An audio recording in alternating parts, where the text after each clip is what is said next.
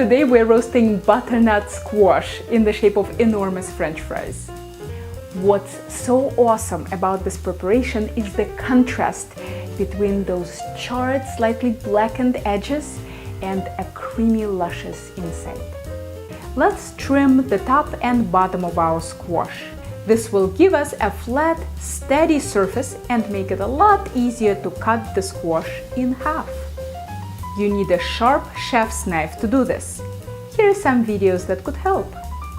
Let's scoop out the seeds and breathe a collective sigh of relief because we are not peeling this squash.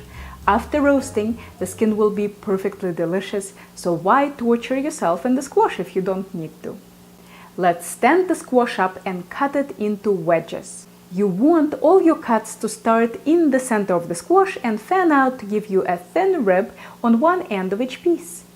To do that safely, embed a knife in the top of the squash and gently bang on the blade to get it to go down. This way there won't be any surprises about where your knife will end up. Put all your wedges into a baking sheet and arrange them so that the thick parts are closer to the outside and the thin ones to the inside. The reason we do this is that baking sheets get a lot hotter near the rim than in the middle.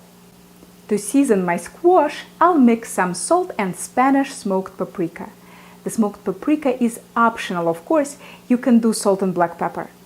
How much of it to use is up to you. The paprika is not really spicy, so feel free to use a lot.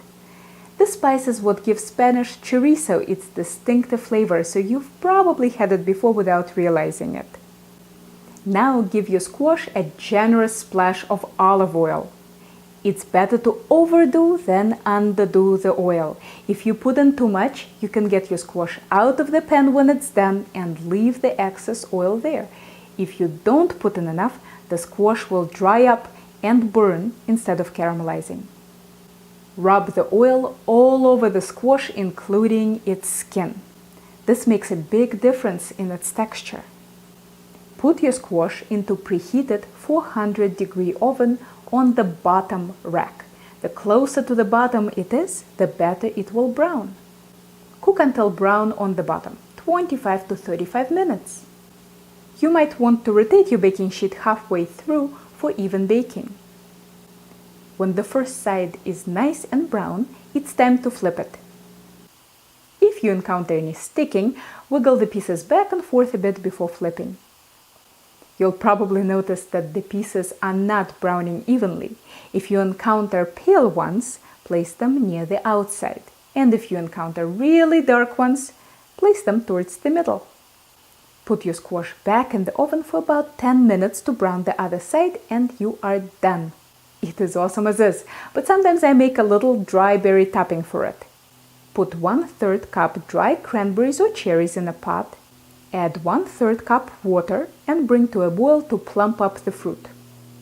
Add 1.5 tablespoons of soy sauce, 1 teaspoon of balsamic vinegar, and cook until syrupy. You should also add about a tablespoon of maple syrup or honey. But I was fidgeting with my camera and forgot.